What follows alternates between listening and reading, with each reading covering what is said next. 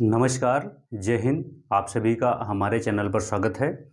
तो दोस्तों, आज हम बात करने वाले हैं क्लास 10th की बायोलॉजी में, उसको पढ़ेंगे और उस बायोलॉजी का जो सेकंड चैप्टर है नियंत्रण एवं समन्वय, कंट्रोल एंड कोऑर्डिनेशन, उसकी बात करेंगे। तो उस चैप्टर का हमने ओवरव्यू देखा था कि उस चैप्टर में हमें पढ़ना क्या है। वो वीडियो पहले से अपलोड है चैनल पर, प्लेलिस्ट में जाके आप देख सकते हैं। आज जो बात करेंगे उसका नेक्स्ट है कि हमारे सेकेंड चैप्टर में जो है एक टॉपिक है मानव मस्तिष्क, ह्यूमन ब्रेन। ठीक है, तो उसको हम पढ़ने वाले हैं। अच्छा लगेगा, समझ में भी आएगा। और अगर आपका कोई डाउट है तो आप कमेंट में जो है करिएगा, पूछिएगा सवाल, वो हम जवाब देंगे। तो टॉपिक शुरू करने से पहले आपसे कहना चाहेंगे कि आप एक कॉपी ले लीजिए, एक पेन ले लीजिए, ताकि कॉपी और पेन पे आप जैसे मैं बताता जाऊं उसको नोट करते हुए जाइएगा, है ना। नोट करिएगा ताकि आपको रिवीजन करने में किसी भी प्रकार की कोई दिक्कत ना हो। तो शुरू करते हैं। तो हम बेस पहले देखते हैं कि जो मानव मस्तिष्क है वो मानव मस्तिष्क बना कैसे है। ठीक है, तो मानव मस्तिष्क क्या है कि हमारा जो पूरा शरीर है, मानव शरीर है, वो पूरा मानव शरीर जो है एक तंत्रिका तंत्र से बंधा हुआ है, जिसे नर्वस सिस्टम बोलते हैं। तंत्रिका कोशिकाएं होती हैं, न्यूरॉन सेल्स जो होती हैं जिन्हें बोलते हैं, उन सभी तंत्रिका कोशिकाओं से जो है पूरा शरीर बना हुआ है। वो सभी कोशिकाएं क्या करती हैं, पूरे शरीर के जो अंग हैं उनको आपस में जोड़े रखने का काम करती हैं। हमारे शरीर में अलग अलग प्रकार के अंग तंत्र पाए जाते हैं, ऑर्गन सिस्टम पाए जाते हैं, जिसमें हमारा पाचन तंत्र हो गया, हमारा श्वसन तंत्र हो गया, हमारा उत्सर्जन तंत्र हो गया, हमारा स्केलेटन सिस्टम यानी कि हमारा कंकाल तंत्र हो गया। इन सभी तंत्रों को आपस में जोड़े रखने का काम कौन करता है? हमारा तंत्रिका तंत्र करता है, हमारा नर्वस सिस्टम करता है, जिसे हम नर्वस सिस्टम बोलते हैं, है ना। तंत्रिका तंत्र बोलते हैं, जिसे हम क्या बोलते हैं? तंत्रिका तंत्र बोलते हैं, तंत्रिका तंत्र। ठीक है, नर्वस सिस्टम, नर्वस सिस्टम कहते हैं। अब ये क्या करता है कि हमारे शरीर के जितने भी ऑर्गन सिस्टम हैं, जितने भी तंत्र हैं, उन सभी तंत्रों को क्या करता है? आपस में लिंक करता है, जोड़ने का काम करता है। आपस में क्या करता है? लिंक करने का काम करता है, जोड़ने का कार्य करता है। यानी कि अगर अब बात की जाए कि तंत्रिका तंत्र कहते किसे हैं, तो एक लाइन में हम क्या करेंगे, उसकी डेफिनेशन बना सकते हैं कि तंत्रिका तंत्र कहते किसे हैं। तो पूरी बॉडी को आपस में कंट्रोल करने वाले तंत्र को, पूरी बॉडी को कंट्रोल करने वाले तंत्र को क्या कहते हैं? तंत्रिका तंत्र कहते हैं। सिंपल सी बात है कि पूरी बॉडी है, मानव शरीर की जो संरचना है, शारीरिक संरचना, वो बहुत जटिल है। तो सभी अंग अलग अलग कार्य करने के लिए बने हैं, लेकिन उन सभी अंगों को एक आपस में जुड़े रहें, आपस में नियंत्रित किया जा सके, उन्हें कंट्रोल किया जा सके और आपस में समन्वय स्थापित किया जा सके, उसके लिए जो एक तंत्र की जरूरत पड़ती है, जिसे तंत्रिका तंत्र बोलते हैं। तो अगर एक लाइन में इसकी परिभाषा की बात की जाए तो पूरी बॉडी को कंट्रोल करने वाले तंत्र को क्या बोलते हैं? तंत्रिका तंत्र कहते हैं। अगर हम इसकी डिफिनेशन लिखें तो क्या लिखेंगे? पूरी बॉडी को, यानी पूरी बॉडी मतलब शरीर, है ना, पूरी बॉडी को या शरीर को नियंत्रित करने वाले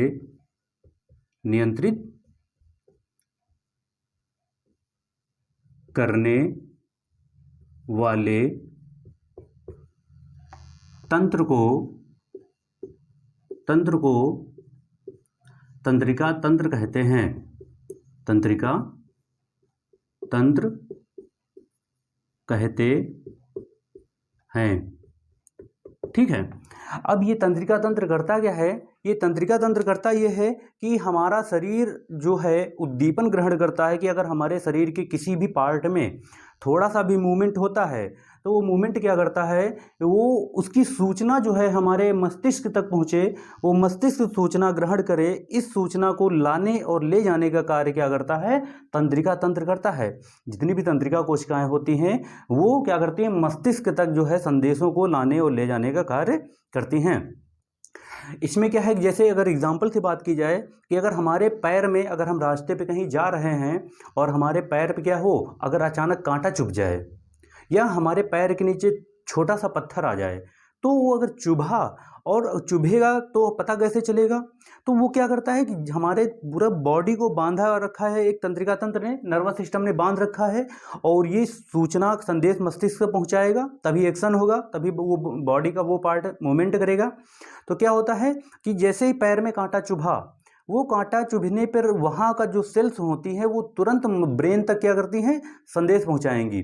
वो जैसे ही संदेश पहुँचाएंगी तो ब्रेन तुरंत क्या करता है, रिफ्लेक्स एक्शन करता है, प्रतिवर्ती क्रिया करेगा और तुरंत बताएगा कि तुरंत क्या करिए, आप पैर को तुरंत जो है उठाइए, पिक करिए वहाँ से। नहीं, अगर नहीं उठा रहे हैं तो वहाँ फिर जो है खतरा है ना। तो ये ऐसे ही क्या होता है कि तंत्रिका तंत्र क्या करता है कि सूचना शरीर के किसी भी अंग में कुछ भी घटना घट रही है, या उस अंग में किसी भी प्रकार की एनर्जी की कमी है, ब्लड की कमी है, या वो अंग नहीं काम कर रहा है तो उसको और एनर्जी की ज़रूरत है, ये सारी सूचना जो है तंत्रिका तंत्र मस्तिष्क तक ले जाता है।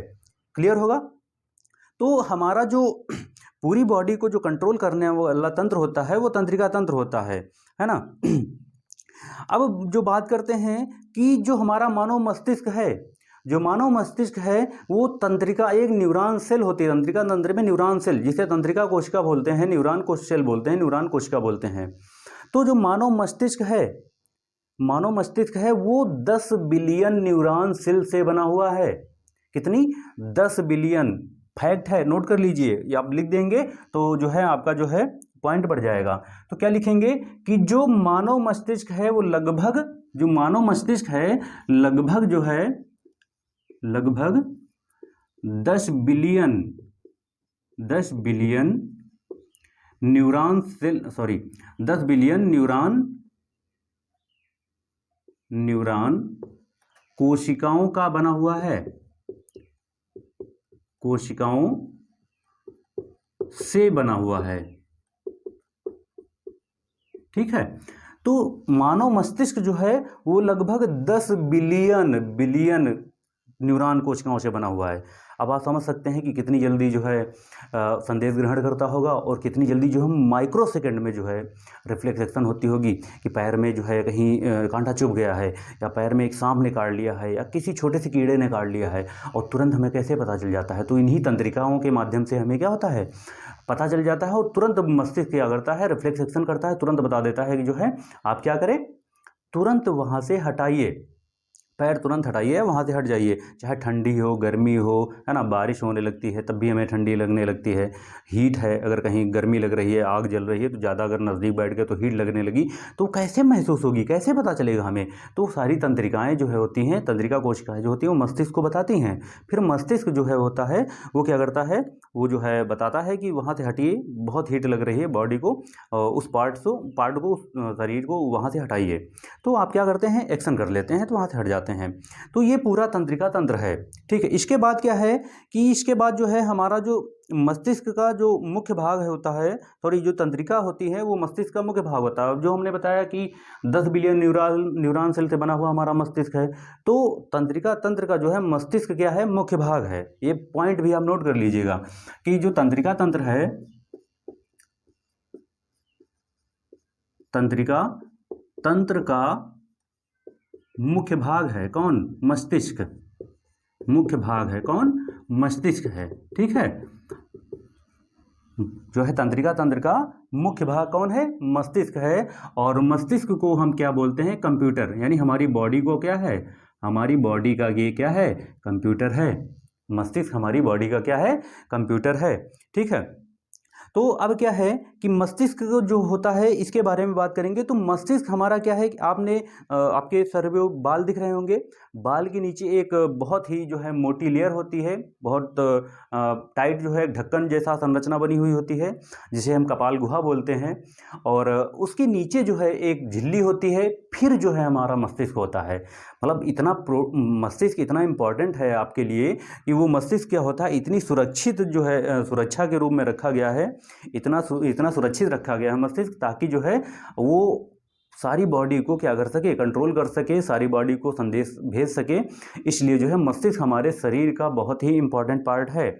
तो ये क्या होता है कि जो हमारा मस्तिष्क है वो एक जो है गुहा से, यानी कि बालों के नीचे जो पार्ट है, वो पार्ट जो है बालों के नीचे वाला जो टाइट है, जो हड्डियों से बना मजबूत जो ढक्कन है, ढक्कन जैसी संरचना बनी हुई है, वो उसे बोलते हैं, क्या करते हैं, उसे बोलते हैं क्रेनियम, है ना। उसे क्या बोलते हैं, क्रेनियम बोलते हैं। यानी कि क्रेनियम जो है हमारे बालों के नीचे वाला जो हिस्सा है उसे क्रेनियम बोलते हैं। और ये क्रेनियम क्या है, एक कपाल गुहा है, कपाल गुहा।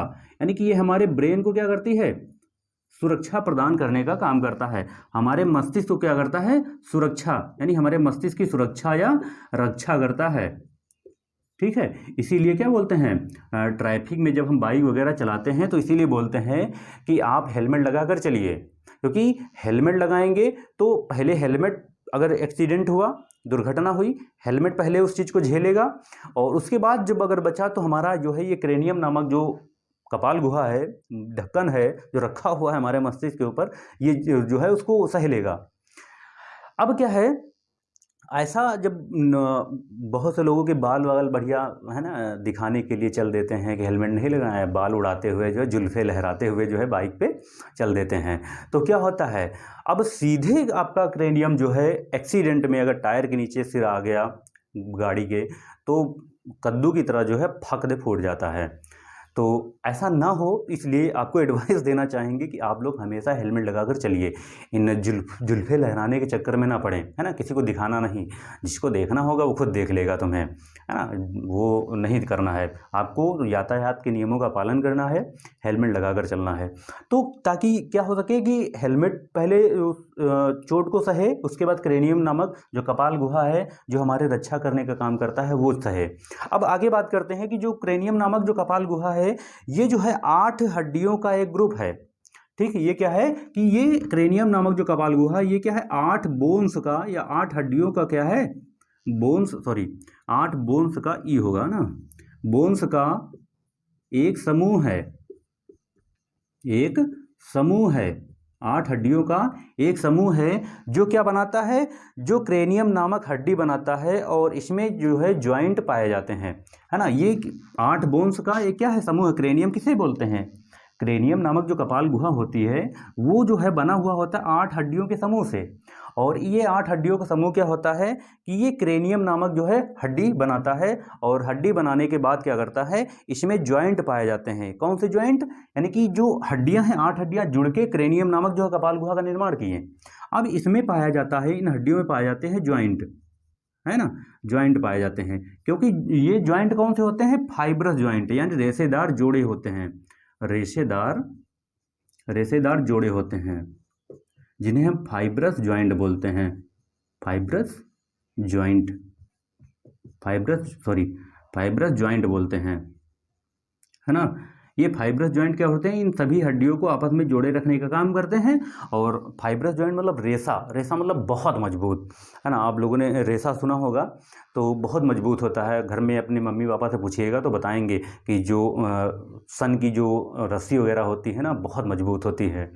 तो जो ये 8 बोन्स होती हैं ये जो है बनाती हैं क्रेनियम नामक कपाल गुहा का निर्माण करती हैं, और इनमें जॉइंट पाए जाते हैं, और ये जॉइंट जो हो जुड़े हुए होते हैं फाइब्रस जॉइंट कहलाते हैं, और बहुत मजबूती के साथ जुड़े होते हैं, और इसी से हमारे मस्तिष्क की ज़्यादातर सुरक्षा इसी से होती है। सबसे पहले भारी से भारी, तेज से तेज चोट जो है हमारा क्रेनियम नामक जो है कपाल गुहा, क्रेनियम नामक जो कपाल गुहा है ये सहता है, इसको झेलना होता है। ठीक है, अब क्या है, इससे, इस जॉइंट से क्या होते हैं, बहुत ही मजबूत जो है ये हड्डियां हो जाती हैं, और इससे सुरक्षा हमारे मस्तिष्क की बहुत ही अधिक होती है। इसके बाद आगे देखते हैं कि जो हमारे क्रेनियम नामक जो कपाल गुहा है, उस कपाल गुहा के बाद जो है होता है कि एक जो है पतली झिल्ली भी सपोर्ट करती है हमारे ब्रेन को, उसका वो भी काम करती है। यानी क्रेनियम नामक कपाल गुहा के बाद जो है एक पतली झिल्ली जो है, पतली झिल्ली होती है, एक पतली झिल्ली होती है, ये पतली झिल्ली जो है क्या करती है, ये भी जो है हमारे मस्तिष्क को क्या करती है, जो है सुरक्षा, हमारे ब्रेन को जो है सुरक्षा देने का कार्य करती है। लेकिन क्या होता है कि इस पतली झिल्ली का मुख्य काम क्या है, सपोर्ट देना। सपोर्ट का मतलब मस्तिष्क क्या करना कि इस क्रेनियम से ये क्रेनियम जो है ना, ये क्रेनियम मस्तिष्क से टच ना हो पाए, छू ना पाए, है ना। तो ये सपोर्ट देने का काम करती है। क्या करती है, सपोर्ट देने का काम करती है। सपोर्ट का मतलब क्या है कि ये क्रेनियम जो है, ये मस्तिष्क से क्या हो, टच ना हो पाए। क्रेनियम जो है मस्तिष्क से टच ना हो पाए, जो ब्रेन के हमारे मुख्य पार्ट हैं उनसे क्या हो, मस्तिष्क से टच ना होने पाए, छूने ना पाए। तो ये काम जो है ये पतली झिल्ली करती है। ये पतली झिल्ली, पहले क्रेनियम हुआ, सबसे पहले हमारे जो ऊपर वाला हिस्सा बाल है, बाल के नीचे जो टाइट है ना, ये पूरा जो ढक्कन दिख रहा है, ये ढक्कन क्या है, क्रेनियम नामक जो 8 हड्डियों से बना समूह है, रेशेदार जोड़े से जुड़ा हुआ है। इसके नीचे एक झिल्ली है जो कपाल गुहा और जो मस्तिष्क का मुख्य पार्ट है उसको अलग कर रही है, कि वो कपाल जो क्रेनियम है ये हमारा जो है मेन पार्ट से टच ना हो पाए, इसको अलग कर रही है। ठीक है। तो लेकिन ये जो झिल्ली होती है इसको क्या बोलते हैं, इस झिल्ली को बोलते हैं मेनिनजोइड झिल्ली। क्या बोलते हैं, मेनिनजोइड झिल्ली बोलते हैं। मेनिनजोइड झिल्ली बोलते हैं, है ना। ये जो झिल्ली होती है क्रेनियम के नीचे, इसे बोलते हैं मेनिनजोइड झिल्ली बोलते हैं। क्या बोलते हैं, मेनिनजोइड झिल्ली बोलते हैं, है ना। अब क्या है कि अगर ये क्रेनियम हटा, अगर ये एक्सीडेंट हुआ, क्रेनियम टूटा, खत्म हुआ, कपाल गुहा खत्म हुई, उसके नीचे पतली झिल्ली है, पतली झिल्ली भी फट जाएगी। अगर क्रेनियम फटा तो पतली झिल्ली फट जाएगी। और अगर ये मेनिनजोइड झिल्ली भी फटी, और अगर ये इतना तेज एक्सीडेंट हुआ कि मस्तिष्क के मुख्य पार्ट तक अगर ये चोट गई तो वहाँ इन्फेक्शन हो जाएगा। क्लियर है, वहाँ इन्फेक्शन हो जाएगा, क्योंकि क्रेनियम टूटा, पतली झिल्ली मेनिनजोइड झिल्ली फटी, फिर मस्तिष्क का मुख्य पार्ट जो मेन कंप्यूटर होता है वो जहाँ पर होता है ना, वो नष्ट होने लगेगा। तो वहाँ पर क्या होगा, वहाँ पर इन्फेक्शन हो जाएगा। और अगर इन्फेक्शन हुआ तो जो मनुष्य होता है उस मनुष्य की क्या होती है, तुरंत जो है मृत्यु हो जाती है। ठीक है। तो तुरंत क्या होगी, उस मनुष्य की मृत्यु हो जाएगी। अगर मेनिनजोइटिस झिल्ली फटी और मेन पार्ट तक चोट पहुंची तो वो मनुष्य की मृत्यु का कारण बन जाएगा। ठीक है। तो हमने क्या बात की, हमने बात की कि हमारा जो मस्तिष्क का जो आवरण है, सबसे पहले क्या है, सबसे पहले हमारी कपाल गुहा है ना, ऊपर वाला हिस्सा कपाल गुहा जो क्रेनियम नामक हड्डी से बना हुआ है। इसके बाद हमारा क्या है, इसके ऊपर अगर बात करें तो कपाल गुहा के ऊपर बाल है हमारे, है ना, बाल हैं। फिर हमारा जो है कपाल गुहा है। कपाल गुहा के बाद जो है हमारा आता है झिल्ली, यानी कि जिस झिल्ली की हम बात कर रहे हैं मेनिनजोइड झिल्ली, है ना, झिल्ली। इसके बाद जो है मस्तिष्क का जो है मुख्य पार्ट होता है, मस्तिष्क का मुख्य पार्ट होता है। ठीक है। अब आगे बात करते हैं कि अब इसमें क्या है, जो ब्रेन होता है इस झिल्ली में होता है, इस ब्रेन का जो वेट अगर देखा जाए तो इसका वजन अगर होता है तो वो होता है 1.4 kg। मस्तिष्क का भार होता है, मस्तिष्क का भार यानी वजन, मस्तिष्क का भार जो है 1.4 kg होता है।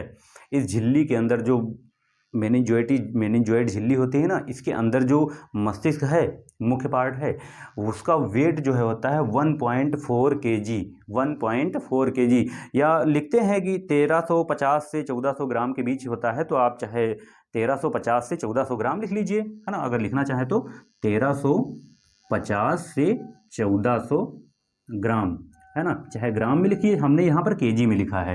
ठीक है। तो 1.4 यानी कि 1400 ग्राम जो है हमारे मस्तिष्क का भार होता है। ठीक है। अब आगे देखते हैं कि अगर इसमें मेनिनजोइड जो है झिल्ली फटी तो रोग कौन सा होता है, तो अगर मेनिनजोइटिस झिल्ली फटी तो मेनिनजोइटिस नामक जो है रोग हो जाता है। कौन सा, मेनिनजोइटिस नामक रोग हो जाता है, यानी वही ब्रेन कैंसर जिसको बोल जाते हैं। मेनिंजाइटिस झिल्ली जो है अगर फटी, मेनिंजाइट झिल्ली फटी तो मेनिंजाइटिस नामक जो है रोग हो जाता है, क्योंकि हमारा मस्तिष्क जो है ज़्यादा चोट को सह नहीं पाता है, ठीक है, और झिल्ली हमारी क्या होती, क्षतिग्रस्त हो जाती है, ठीक है। अब आगे बात करते हैं, इतना हो गया, अगर आप लोगों ने इतना कर दिया हम इसको इरेज कर दें ताकि हमें आगे बात करनी है, ठीक है। इतना हो गया होगा तो इसको हम ज़रा हटा देते हैं, है ना, थोड़ी देर लगेगी। अगर इतना अगर क्लियर हो गया हो तो कमेंट करिए आप लोग, है ना, लाइक ज़रूर कर देना।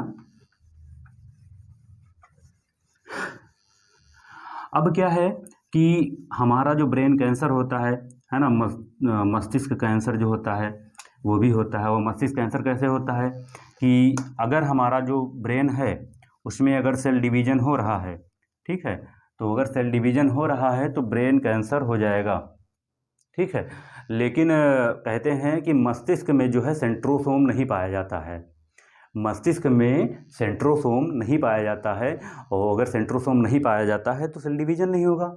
सेंट्रोसोम की बात करते हैं, जो सेंट्रोसोम है इसका काम क्या है, सेंट्रोसोम आपने 9th या 10th में पढ़ा, 9th में पढ़ा होगा, सेंट्रोसोम, है ना, सेंट्रोसोम इसका काम क्या होता है, सेल डिवीज़न करना, सेल डिवीज़न करना, सेल डिवीज़न करना, कोशिका विभाजन करना, ठीक है, कोशिका का विभाजन करना। तो सेंट्रोसोम का मुख्य कार्य है कोशिका का विभाजन करना। लेकिन जो मस्तिष्क होता है उसमें जो है सेंट्रोसोम नहीं होता है, जो मानव मस्तिष्क है उसमें सेंट्रोसोम अनुपस्थित होता है। अब क्या है कि अगर सेंट्रोसोम अनुपस्थित है तो सेल डिवीज़न नहीं होगा, यानी बहुत सारी कोशिकाएं नहीं बनेंगी, और अगर बहुत सारी कोशिकाएं नहीं बनेंगी तो जो है कैंसर नहीं होगा, यानी मस्तिष्क कैंसर, या जिसे हम ब्रेन कैंसर बोलते हैं, ब्रेन कैंसर, ब्रेन कैंसर नहीं होगा। लेकिन फिर भी ब्रेन कैंसर हो जाता है ना, फिर भी आप लोगों ने सुना होगा ना कि उनके ब्रेन कैंसर हो गया, फिर भी हो जाता है, क्यों? इसका रीज़न ये है कि जो सेंट्रोसोम है वो तो नहीं होता है, लेकिन जो है सेंट्रोसोम इसमें अनुपस्थित होता है। नई कोशिकाओं, जब सेल डिवीज़न नहीं होगा तो नई कोशिकाएं नहीं बनेंगी, और अगर नई कोशिकाएं नहीं बनेंगी तो जो है ब्रेन कैंसर नहीं होगा, मस्तिष्क में नई कोशिकाएं नहीं बनती हैं। इसीलिए एक बार अगर ब्रेन क्षतिग्रस्त हो गया आपका तो दोबारा जो है मस्तिष्क को सही कर पाना बहुत मुश्किल होता है। इसीलिए बोलते हैं कि हेलमेट लगा कर चला करें, है ना, कि एक बार अगर ब्रेन का कोई भी पार्ट अगर नष्ट हुआ तो हमेशा के लिए जो है वो हो जाता है, उसमें नई कोशिकाएं नहीं बनती हैं क्योंकि सेंट्रोसोम अनुपस्थित होता है। लेकिन कभी कभी ऐसा हो जाता है कि सेल डिवीज़न शुरू हो गया, और अगर सेल डिवीज़न शुरू हो गया तो वहाँ जो है ब्रेन कैंसर भी हो जाता है। तो जो 90% जो मस्तिष्क का भाग होता है, जो बात कर रहे हैं कि 90% जो भाग होता है वो जो है तंत्रिका कोशिकाओं से बना हुआ होता है। जो 90% जो मस्तिष्क का भाग होता है, 90% वो क्या होता है, वो न्यूरॉन सेल का बना होता है। अगर हम बात करें मस्तिष्क की कि 90% जो मस्तिष्क है वो किसका बना होता है, न्यूरॉन सेल का, न्यूरॉन कोशिका का बना होता है, ठीक है, न्यूरॉन कोशिका का बना होता है। लेकिन इसका जो 10% वाला पार्ट होता है, वो जो 10% भाग होता है वो ग्लियल सेल का बना हुआ होता है। किसका बना होता है, ग्लियल कोशिका का बना होता है, ग्लियल कोशिका का बना हुआ होता है। ये 10% भाग जो है ग्लियल सेल का बना होता है, और यही ग्लियल सेल क्या करती हैं कि इसमें जो है सेंट्रोसोम प्रेजेंट होता है। इन 10% वाले भाग में क्या होता है, सेंट्रोसोम जो है प्रेजेंट होता है, सेंट्रोसोम जो है उपस्थित होता है। और यहाँ पर क्या होता है कि यहाँ उपस्थित होगा, और अगर उपस्थित हुआ तो यहाँ पर क्या हो सकता है, कोशिका विभाजन शुरू हो जाता है, कोशिका विभाजन क्या होगा, शुरू हो जाएगा, इसी हिस्से में शुरू होता है। और अगर कोशिका विभाजन हुआ तो मस्तिष्क में बहुत सारी कोशिकाएं बन जाएंगी। अब मस्तिष्क का तो एक लिमिट है कहाँ तक कोशिकाओं को सह पाएगा, कि झिल्ली है, जो हमारी मेनिंजोइड झिल्ली होती है, उस झिल्ली में कितनी कोशिकाएं आ जाएंगी, कितना बड़ा मस्तिष्क बन जाएगा। तो वो एक सीमा तक बनेगी, नहीं तो फिर फट जाएगा, झिल्ली फट जाएगी, तो कोशिका विभाजन शुरू हो जाएगा। इस 10% जो है गिलियल सेल जो होती हैं, इनमें सेंट्रोसोम प्रेजेंट होता है, जिसकी वजह से जो है कोशिका विभाजन शुरू हो जाता है। और जैसे ही कोशिका विभाजन शुरू हो जाता है, अगर ज़्यादा मात्रा में हुआ तो यहीं पर क्या हो जाता है, ब्रेन कैंसर। तभी जो है ये 10% चांस होते हैं ब्रेन कैंसर के, 10% चांस जो है ब्रेन कैंसर के होते हैं। रेयर केस में होता है, कि ज़्यादा नहीं, रेयर केस में होता है कि अगर ये वाला हिस्सा जो है 10% हिस्सा जो है अगर ये एक्टिव हो गया, उसकी वजह से जो है क्या होता है कि सेल डिवीजन हो जाएगा, और सेल डिवीजन हो जाएगा तो जिसकी वजह से कैंसर हो जाएगा, जिसे ट्यूमर वगैरह होते बोलते हैं। अगर ट्यूमर हुआ तो सीधे सीधे क्या होती है, मनुष्य की जो है मौत हो जाती है ना। ब्रेन कैंसर हुआ, ट्यूमर बना, है ना, ट्यूमर बना, और ट्यूमर से क्या होती है, मौत हो जाती है, मनुष्य की मौत हो जाती है। इसीलिए जो है हमारे मस्तिष्क को जो है हमें क्या करना चाहिए, अच्छे से प्रोटेक्शन देनी चाहिए, उसको प्रोटेक्ट करना चाहिए, ठीक है। अब इसमें आगे बात करते हैं कि जो हमारी न्यूरॉन सेल होती है, वो न्यूरॉन सेल जो है हमारे शरीर की सबसे बड़ी कोशिका है। न्यूरॉन सेल जो है सबसे बड़ी कोशिका होती है ना। न्यूरॉन सेल जो है, न्यूरॉन सेल जो है क्या है, सबसे बड़ी कोशिका है, सबसे बड़ी कोशिका है ना। और इसका जो हिस्सा होता है ना, इसकी जो लंबाई होती है न्यूरॉन सेल की, उस लंबाई को क्या बोलते हैं, यानी कि इसकी लंबाई को क्या बोलते हैं, साइनेप्स बोलते हैं, साइनेप्स कहते हैं। इसकी लंबाई को क्या कहते हैं, साइनेप्स बोलते हैं। अब क्या है कि ये जो साइनेप्स है, लंबाई है, ये आपस में जुड़े हुए नहीं होते। आप लोगों ने आपको फोटो दिख रहा होगा कि जो तंत्रिका कोशिका है वो जो है बनी हुई है ना, ऐसे करके बनी हुई होती है। अब इसमें जो है ये जो ऐसे जो है पूरी बनी हुई होती है ना। तो हम एक रफली बना रहे हैं, आपको फिगर जो है दिख रहा होगा। तो यहाँ पर क्या होते हैं, ये जॉइंट जो है जुड़े हुए नहीं होते हैं आपस में, और अगर ये जुड़े हुए नहीं हैं तो जो है मस्तिष्क तक जो है संदेश कैसे ले जाएगा, है ना, ब्रेन तक संदेश कैसे जाएगा। तो इनके बीच में जो स्थान होता है वहाँ उसका रीजन तो यही है कि भाई मस्तिष्क संदेश नहीं जा पाएगा, आपस में जुड़े हुए नहीं, जबकि ले जाना चाहिए और ज़रूरी भी है। नहीं गया तो ब्रेन को पता नहीं चलेगा और वो अंग तब तक क्षतिग्रस्त हो चुका होगा। तो उसकी वजह से क्या होता है, इनके बीच में जो है सोडियम जो हमारा होता है, सोडियम आयन जो होता है, Na होता है, वो जो है संदेश ले जाने का कार्य करता है। सोडियम जो है, सोडियम आयन जो है ये क्या करता है, ये हमारे ब्रेन तक जो है, इनके बीच में जो स्पेस होता है ना, उसकी वजह से जो है उस स्पेस को जो है संदेश जो है सोडियम आयन जो है मस्तिष्क तक ले जाता है। यानी कि न्यूरॉन का जो है अंतिम हिस्सा जो एक्सॉन वगैरह है वो आपस में जुड़े हुए नहीं होते हैं, और अगर आपस में जुड़े हुए नहीं हैं तो इसकी वजह से जो है इनके बीच में गैप पाया जाएगा और ये संदेश नहीं जाता है मस्तिष्क को। और इस संदेश को ले जाने का काम कौन करता है, सोडियम आयन करता है। और अगर सोडियम आयन जो है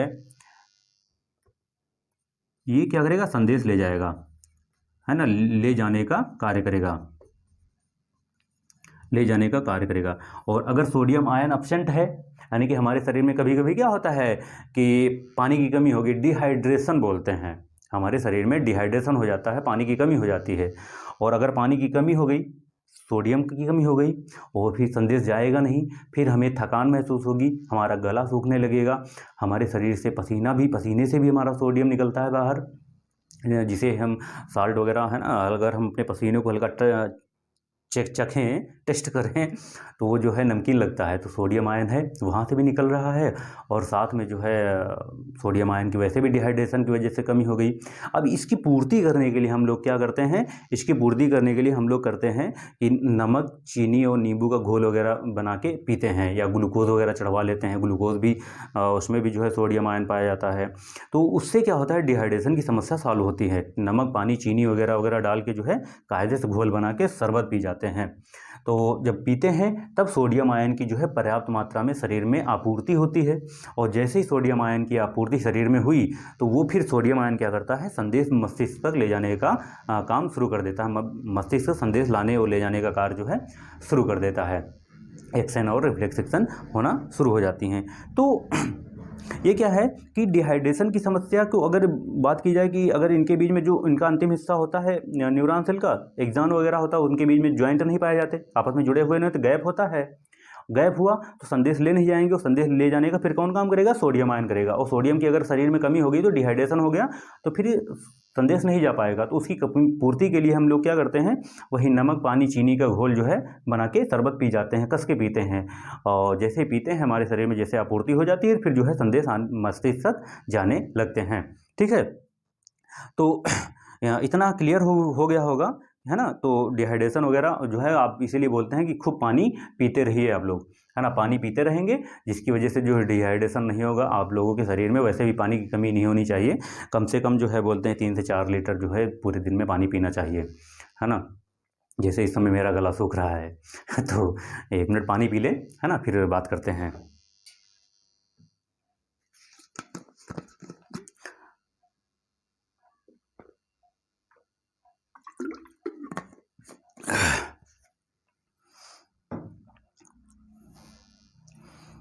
जैसे हमने कहा अभी कि मस्तिष्क में जो है सेंट्रोसोम नहीं पाया जाता, तो शरीर का कौन सा अंग है जिसमें जो है सबसे ज़्यादा कोशिका विभाजन होता है। मस्तिष्क में कोशिका विभाजन 10% जो गीलियल कोशिका है इसमें पाया जाता है सेंट्रोसोम। इसकी वजह से जो है ट्यूमर वगैरह हो जाता, मौत हो जाती है। लेकिन मस्तिष्क का एक अंग है जिसे हम लीवर बोलते हैं, जिसे हम यकृत बोलते हैं, उसमें क्या होता है, सबसे अधिक जो है सेल डिवीजन होता है किसमें, लीवर में, जिसे हम यकृत बोलते हैं। नोट कर लीजिएगा पॉइंट, ये बहुत इंपॉर्टेंट है। लीवर या यकृत, इसमें क्या होता है, शरीर का यही एक अंग है जिसमें क्या होता है, सबसे अधिक कोशिका विभाजन होता है। सबसे अधिक कोशिका विभाजन होता है, कोशिका विभाजन होता है। ठीक है, तो हमारे शरीर का जो है एक अंग है लीवर यकृत जिसे कहते हैं, इसमें सबसे अधिक कोशिका विभाजन होता है। तो ये आप लोग याद रखेंगे। ठीक है, अब हम बात करते हैं अपने मुख्य भाग की। बेस जो था वो हमने क्लियर कर लिया कि एक बार रिवाइज कर लेते हैं ना, कि पूरा हमारा जो शरीर है वो क्या है, एक तंत्रिका तंत्र से आपस में बंधा हुआ है, आपस में जुड़ा हुआ है, सारे अंग जो है एक दूसरे से लिंक हैं।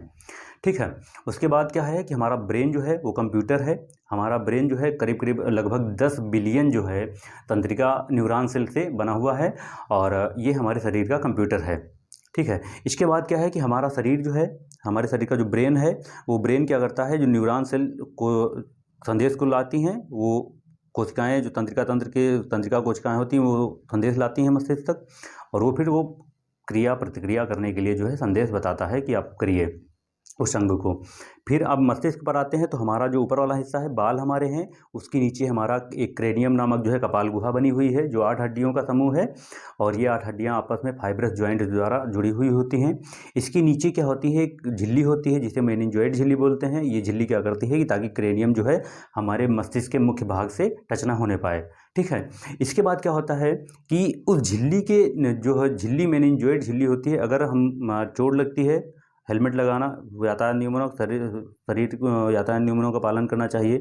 तो अगर चोट लगी तो सबसे पहले हमारा क्रेनियम सहता है, और अगर चोट ज़्यादा तेज़ है तो क्रेनियम फटा, और क्रेनियम फटी तो उसके बाद झिल्ली के ऊपर जाता है, और जैसे ही झिल्ली हमारी फटती है, मेनिंजोइड झिल्ली जो फटती है, और सीधे जो है हमारा मस्तिष्क का पार्ट, जो मुख्य पार्ट होता है, वो जो है प्रभावित होता है, और अगर प्रभावित हुआ तो सीधे जो है मौत हो जाती है मनुष्य की। ठीक है, इसके बाद हमने क्या कहा कि हमारा मस्तिष्क जो है उसमें सेंट्रोसोम नहीं होता है, अनुपस्थित होता है, यानी लगभग 90% भाग है जिसमें नहीं होता है। तो उसमें अगर सेल डिवीज़न नहीं होगा, सेंट्रोसोम का काम मेन है सेल डिवीज़न करना, तो सेंट्रोसोम नहीं होता है, सेल डिवीज़न नहीं करता है, और अगर सेल डिवीज़न जो है नहीं करता है तो कैंसर नहीं होता है।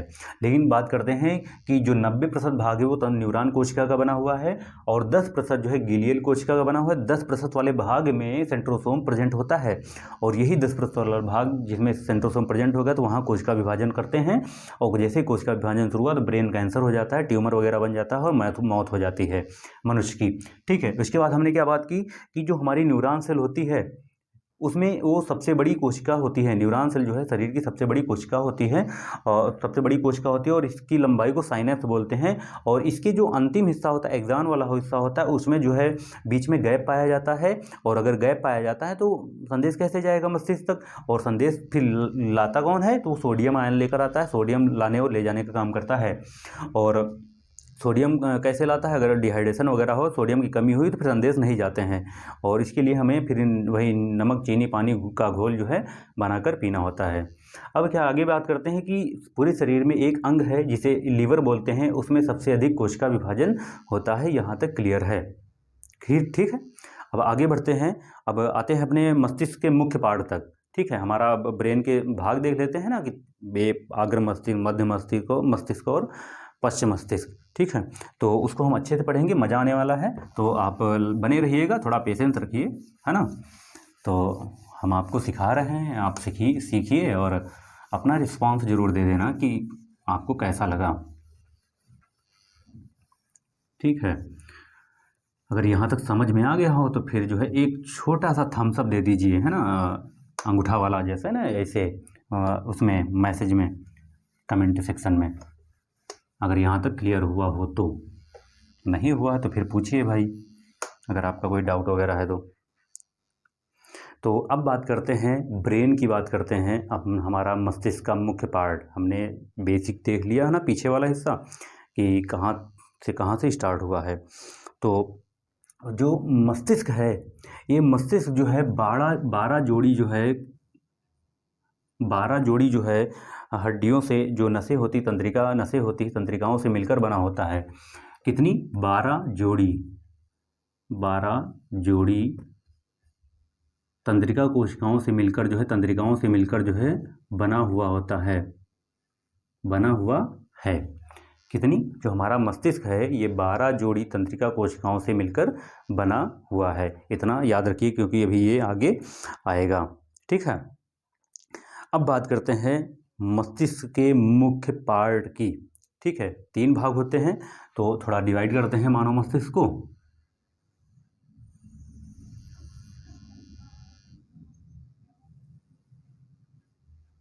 है ना, तो सबसे पहले जो है हमारा मस्तिष्क का जो मुख्य पार्ट होता है उसे बोलते हैं अग्र मस्तिष्क। क्या बोलते हैं? अग्र मस्तिष्क, फोर ब्रेन।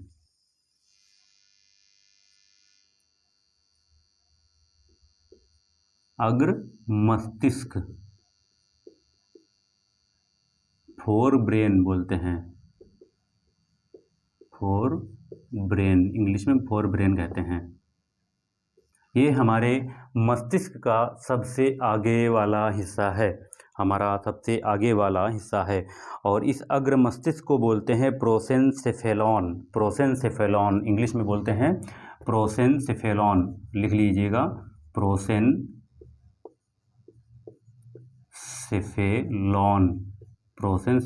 जो है इसको इंग्लिश में बोलते हैं। अग्र मस्तिष्क जो है हमारा प्रमस्तिष्क भी इसको बोलते हैं, है ना, इसको प्रमस्तिष्क भी बोलते हैं, प्रमस्तिष्क। अगर कोई इसमें से वर्ड आ गया तो आप कंफ्यूज मत होइएगा, ये सब एक ही हैं। प्रमस्तिष्क जिसे हम प्रोसेनसेफेलॉन बोलते हैं, जिसे फोरब्रेन या अग्र मस्तिष्क कहते हैं। ठीक है, तो अग्र मस्तिष्क जो होता है, इस अग्र मस्तिष्क के भी 3 पार्ट होते हैं। ठीक है, जो हमारा अग्र मस्तिष्क है इसके भी 3 भाग होते हैं। तो एक बार इनको देख लेते हैं कि अग्र मस्तिष्क हो गया, फिर जो है हमारा मध्य मस्तिष्क हो गया, मध्य मस्तिष्क, और जिसे हम मिड ब्रेन बोलते हैं, मिड ब्रेन। और इधर हो जाता हमारा पश्च मस्तिष्क,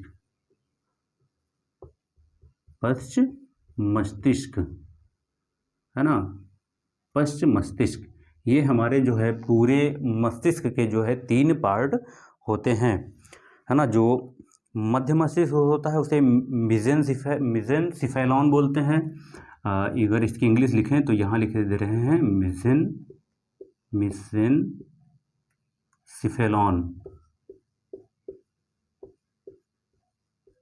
मिजेनसिफेलॉन। इसमें आप हिंदी इंग्लिश दोनों लिखिएगा ताकि एग्जामिनर के ऊपर जो है आपका इम्प्रेशन अच्छा पड़े, है ना। इसलिए जो है हिंदी के चक्कर में मत पड़ना कि हिंदी लिख कर चले आए, है ना। दोनों लिखिए, बहुत इंप्रेशन पड़ता है, एग्जामिनर खुश हो जाता है कि बच्चे ने अच्छे से पढ़ा हुआ है, लगता है उसको पता है अच्छे से। तो मेसेंचिफेलॉन मध्य मस्तिष्क को बोलते हैं। पश्चिम मस्तिष्क जो है उसको इंग्लिश में बोलते हैं रामबन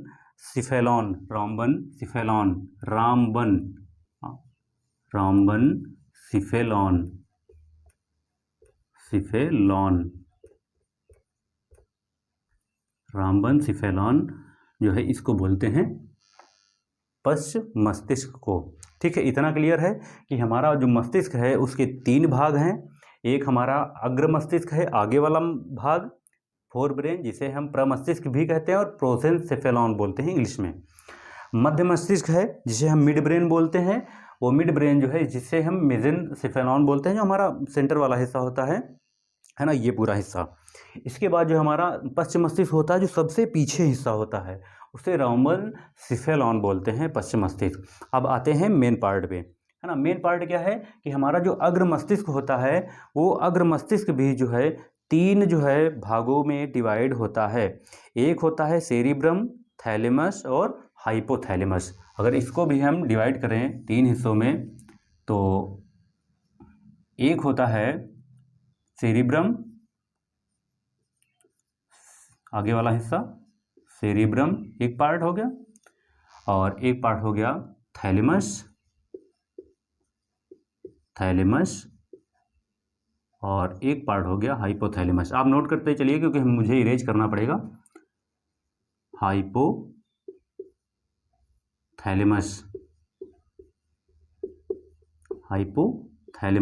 तो ये 3 पार्ट जो है हमारे अग्र मस्तिष्क के होते हैं। हमारे अग्र मस्तिष्क के 3 पार्ट होते हैं, सेरिब्रम, थैलेमस और हाइपोथैलेमस। तो इसमें जो ये 2 पार्ट होते हैं, थैलेमस और हाइपोथैलेमस, ये एक अलग जो है, मतलब आते तो हैं अग्र मस्तिष्क के अंतर्गत, लेकिन ये एक साथ होते हैं, है ना। ये एक साथ होते हैं, ये सेरिब्रम अलग होता है। तो इसे क्या बोलते हैं, डाईएनसिफेलॉन।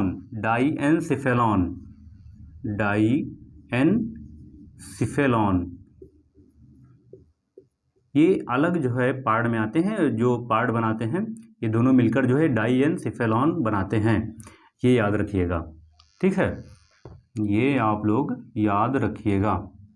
ज़्यादा आगे निकल गया, ठीक है, उससे टच नहीं करना है हमको, अभी हम अग्र मस्तिष्क पे बात कर रहे हैं, ठीक है। तो अग्र मस्तिष्क के 3 पार्ट हो गए, सेरिब्रम, थैलेमस और हाइपोथैलेमस। तो जिसमें जो थैलेमस और हाइपोथैलेमस होता है, ये डाईएनसिफेलॉन जो है नामक भाग में दोनों आते हैं एक साथ, ठीक है। अब हम एक एक उठाते हैं, एक एक की बात करते हैं। तो हमें सबसे पहले है सेरिब्रम जो है ये क्या होता है, इसकी बात करते हैं। तो सबसे पहले एक एक पार्ट को हम देखते हुए चलेंगे, क्लियर करते हुए चलेंगे, ताकि आपको किसी भी प्रकार की कन्फ्यूज़न ना हो।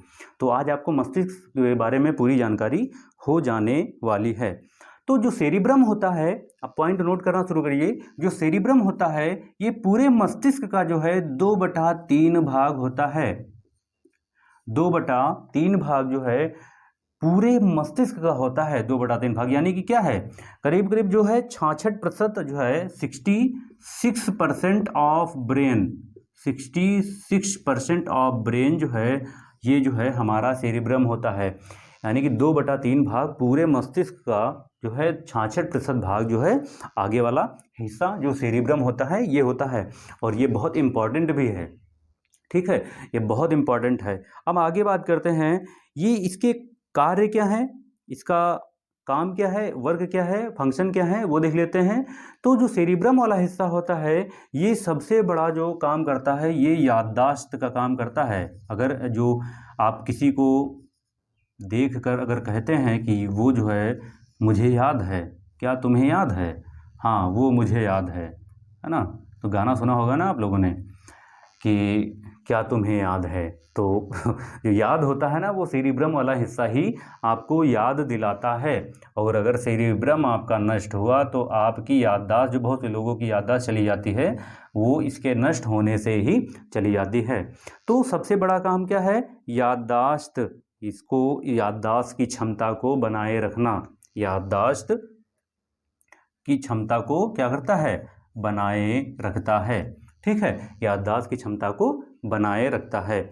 और इसका और काम क्या है कि जिज्ञासा बढ़ाना, यानी कि जिज्ञासु मन होता है। अगर जिसका सेरिब्रम अच्छे से डेवलप है तो वो क्या इंसान होता है? जिज्ञासु। जिज्ञासु यानी जिज्ञासु होता है, वो जिज्ञासु ज़्यादा अधिक होता है।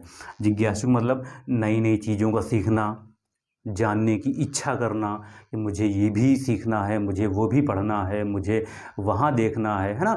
नई नई चीज़ों प्रैक्टिकल करना। अगर बायोलॉजी में कुछ पढ़ाया जा रहा है या केमिस्ट्री में पढ़ाया जा रहा है, नहीं समझ में आ रहा है, तो अगर हम किसी चीज़ को प्रैक्टिकल करके सीख लेते हैं, देख लेते हैं, तो क्या होता है? हमें तुरंत याद हो जाता है। करके देखना है ना, learning by action, learning by experiment, प्रयोग। तो वो क्या होता है? जिज्ञासु। यानी कि सेरिब्रम क्या है, काम क्या है इसका कि याददाश्त की क्षमता बनाए रखना। ये करता है कि हमें किसी चीज़ को याद रखना, लंबे समय तक याद रखना है। अगर सेरिब्रम एक्टिव है, अच्छे से डेवलप है, तो वो उसकी याददाश्त क्षमता बहुत होगी। ठीक है। दूसरा क्या है? जिज्ञासु, किसी चीज़ को जानने की इच्छा, यानी कि नई नई चीज़ों को सीखने या जानने की इच्छा। ये भी क्या करता है? इसका काम होता है नई चीज़ों को सीखने की इच्छा, नई चीज़ों को सीखने की इच्छा, ये जिज्ञासा होती है। सीखने की इच्छा, जानने की इच्छा, ये सभी, जानने की इच्छा ना, ये सभी जो है नई नई चीज़ों को जानना। जैसे मैं हूँ तो मुझे अच्छा लगता है नई नई चीज़ें पढ़ना या नई चीज़ें जानना कि ये कैसे हुआ। अगर चैप्टर कोई पढ़ रहे हैं, कोई पॉइंट आ गया और कोई शब्द ऐसा आ गया जो नहीं समझ में आ रहा है, तो फिर क्या करते हैं कि जब तक भाई क्लियर नहीं करेंगे आगे बढ़ेंगे नहीं, क्योंकि अगर वहाँ से पॉइंट छोड़ दिए फिर क्या होता है और आगे का चैप्टर समझ में नहीं आएगा। तो बेहतर यही है कि हम वहाँ पर रुकें, रुकने के बाद हम उसको समझें, फिर आगे बढ़ें। तो ये है जिज्ञासु काम भी एक है। इसके बाद जो है ये हमारी जो है मेमोरी पावर, याददाश्त क्षमता तो है, ये मेमोरी पावर वही चीज़ है, मेमोरी पावर भी बढ़ाता है।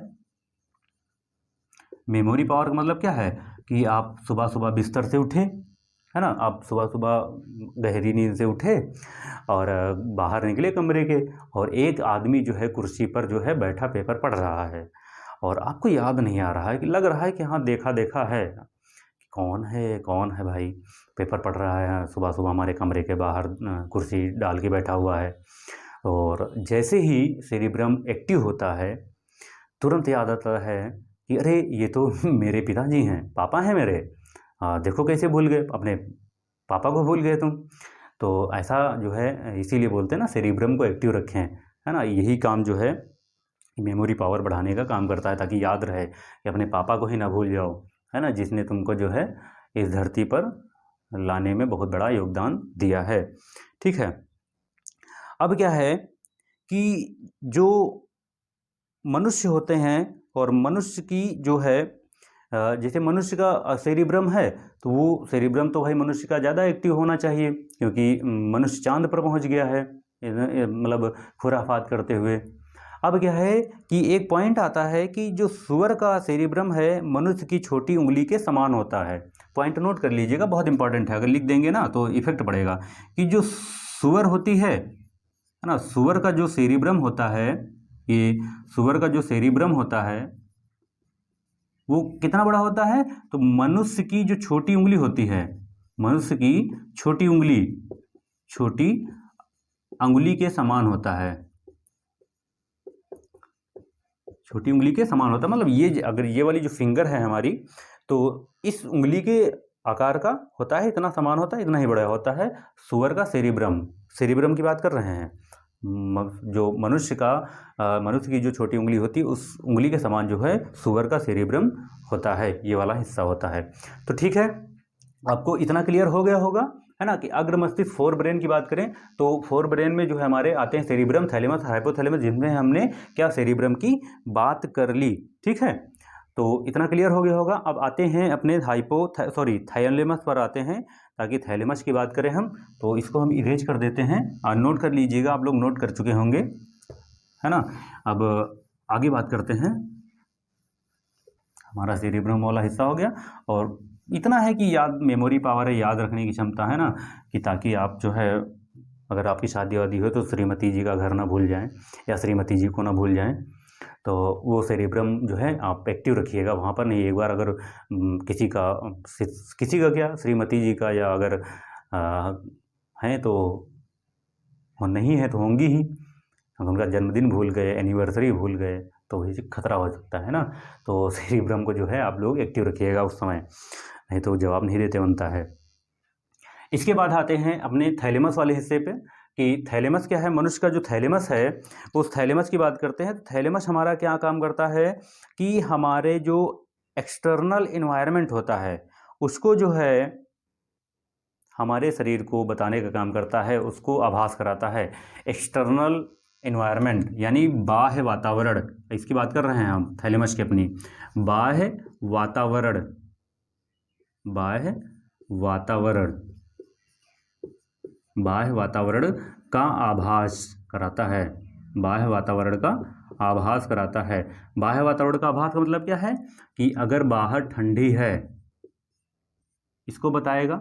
आपको पता, जो है थैलेमस वाला हिस्सा है यही बताता है, ठंडी लगी, और अगर गर्मी लगी इसको बताता है, और अगर कुछ चुभा, ये भी जो है चुभना, अगर दर्द वगैरह हुआ तो वो भी जो है आपका थैलेमस जो है आपको बताता है। ठीक है, तो बाह्य वातावरण, एक्सटर्नल इन्वायरमेंट जो है बाह्य वातावरण को बताने का काम जो है हमारा ये करता है, कि ठंडी गर्मी। आप लोगों ने देखा होगा कि जो शराबी होते हैं उनका जो थैलेमस होता है वो उस समय जो है काम नहीं करता। तो शराबी नाली में पड़े मिलते हैं, है ना, शाम को पिए और गिरते पड़ते हुए नाली में चले आ रहे हैं। अब सुबह पता चलता है, उस समय कुछ भी नहीं पता चलता, ना उन्हें ठंडी लगती है, ना गर्मी लगती है, ना गीलेपन का एहसास होता है कि बाथरूम कहाँ हो गया, पैंट में ही हो जाता है ना, पहने हुए हैं, कर रहे हैं सब कुछ साथ में। तो उस समय इनका थैलेमस एक्टिव नहीं होता है, क्योंकि वो एकदम निश्चिंत अवस्था में पड़े हुए होते हैं, जो हो रहा है होने दो, है ना, सावन को आने दो, और आया सावन झूम के उड़ा देते हैं। तो उस समय उनका एक्टिव नहीं होता है थैलेमस, और उसकी वजह से उन्हें पता ही नहीं चलता है कि वो कहाँ है। उन्हें ना तो सर्दी का एहसास होता है, ना गर्मी का एहसास होता है, तो उनका थैलेमस जो है एक्टिव नहीं होता है। तो आप लोगों ने देखा होगा, बहुत सारे जो है अगर रात में, अगर शाम के समय अगर उनको पीट दिया जाए, अगर शराबी वराबी हैं, है ना, एब्यूजिंग करने लगते हैं, गलत शब्द बोलने लगते हैं, तो पीट देता है कोई ना कोई, भाई पीट ही देगा अगर किसी को कहोगे फालतू में। तो फिर अगर उनको पिटाई होती, उस समय उनको नहीं पता चलता है, ना दर्द का एहसास होता है, ना किसी चीज़ का एहसास होता है। लेकिन जो है सुबह जो है उस दर्द का एहसास होता है, जब नशा उतरता है ना, उस समय जो है दर्द का एहसास होता है। कि फिर पूछते हैं श्रीमती जी से, या किसी से पूछते हैं कि भाई क्या हुआ था शाम को, बताओ, मुझे तो कुछ याद ही नहीं है, क्या हुआ, मैं कहाँ, क्या, किसको क्या कह गया। उस समय जो है उनको पता चलता है कि उन्होंने कितनी बड़ी गलती कर दी है। और जब एक्टिव होता है, थैलेमस एक्टिव होता है, तो शराबी इसको जो है निश्चिंत करने के लिए ही शराब पीते हैं ज़्यादातर। उनको पता नहीं होता है कि उनका जो है कुछ लगेगा ही नहीं, सारी चिंता ख़त्म, सारी दर्द ख़त्म, सारा दुख ख़त्म। तो उसको ख़त्म करने के लिए जो है शराब पीते हैं वो लोग, तो उसकी वजह से उन्हें पता नहीं चलता। तो थैलेमस का काम मुख्य क्या है, बाह्य वातावरण का आभास कराना, ठंडी गर्मी सर्दी दर्द वगैरह ये सारी चीज़ों का एहसास कराना होता है। तो ये हमारे थैलेमस का काम है। इसके बाद अब आते हैं आगे अपने हाइपोथैलेमस वाले हिस्से पे। ठीक है, हाइपोथैलेमस वाले हिस्से पर आते हैं। तो हाइपोथैलेमस का मुख्य काम क्या है, तो हाइपोथैलेमस का मुख्य काम क्या है कि जैसे थैलेमस है शरीर के बाह्य वातावरण को बताता है, बाह्य वातावरण क्या है। इसके बाद जो है जो हाइपोथैलेमस है वो शरीर के अंदर के तापमान को क्या करता है, नियंत्रित करता है। शरीर के अंदर के तापमान को क्या करता है, नियंत्रित करता है। शरीर के अंदर के तापमान को नियंत्रित करता है। शरीर के अंदर के तापमान को नियंत्रित करता है। कि अगर शरीर के अंदर का तापमान क्या है, अगर तापमान अंदर क्या है, अधिक है, या तापमान अंदर जो है कम है, तो वो कैसे मैनेज होगा? हाइपोथैलेमस मैनेज करेगा। कैसे? पसीने के माध्यम से, है ना, पसीना निकाल देगा। अगर अंदर तापमान अधिक है तो, अगर इसकी बात करें तो, अगर अंदर शरीर के अंदर तापमान अधिक है तो पसीना जो है बाहर निकलेगा, और पसीना जैसे ही बाहर निकलेगा शरीर का टेम्परेचर जो है क्या होता है, कंट्रोल हो जाता है, नियंत्रित हो जाता है। ठीक है, एक तो पॉइंट ये हो गया कि शरीर के अंदर के तापमान को नियंत्रित करता है हमारा हाइपोथैलेमस करता है। ठीक है, और अगर टेम्परेचर शरीर के अंदर अधिक है तो पसीना भी निकलेगा, और अगर कम है तो, अगर शरीर के अंदर टेम्परेचर कम है तो हमें क्या लगेगी, हमें जो है हमारे शरीर में पानी की मात्रा पर्याप्त होगी। अगर शरीर के अंदर का टेम्परेचर कम है तो फिर जो है वो उसको नियंत्रित कर लेगा। ठीक है, पसीने के माध्यम से जो है नियंत्रित कर लेगा। ठीक है, ये तो ये पॉइंट हो गया। इसके बाद जो है अगला पॉइंट ये है कि हाइपोथैलेमस हमारा नेचर डिसाइड करता है ना। हमारा जो नेचर है, हाइपोथैलेमस हमारा क्या करता है, ये हमारा जो है नेचर डिसाइड करता है। नेचर का मतलब क्या है, व्यवहार। नेचर डिसाइड करता है, व्यवहार डिसाइड करता है, चरित्र जिसको बोलते हैं, है ना, चरित्र अच्छा होगा। आप किसी के साथ अच्छे से बात करेंगे, या प्रेम से बात करेंगे, या गुस्से से बात करेंगे, क्रोध में, एंगर, है ना। तो ये जो है हाइपोथैलेमस एक काम ये भी करता है, नेचर को डिसाइड करने का काम भी करता है, जिसमें क्रोध का नियंत्रण, है ना, क्रोध का नियंत्रण, है ना। और अगर क्रोध है कर रहे हैं आप, उसका नियंत्रण करता है। और अगर आपको प्रेम हो गया, है ना, प्रेम प्रसंग अगर आपका चल गया किसी से, तो उसको भी डिसाइड करता है कि भाई इस चीज़ से बच के रहना, अभी पढ़ने की उम्र है ना। ये जो लड़की की मुस्कुराने की तो अदा है, जो इसमें फंसा वो गधा है ना। उल्टा हो गया, मुस्कुराना लड़कियों की अदा है, जो इसमें फंसा वो गधा है।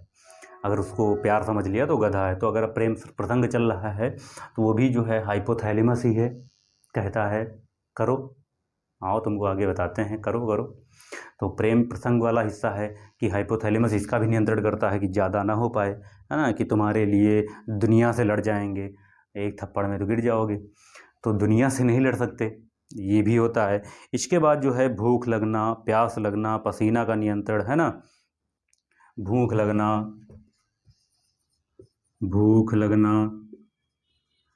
प्यास लगना,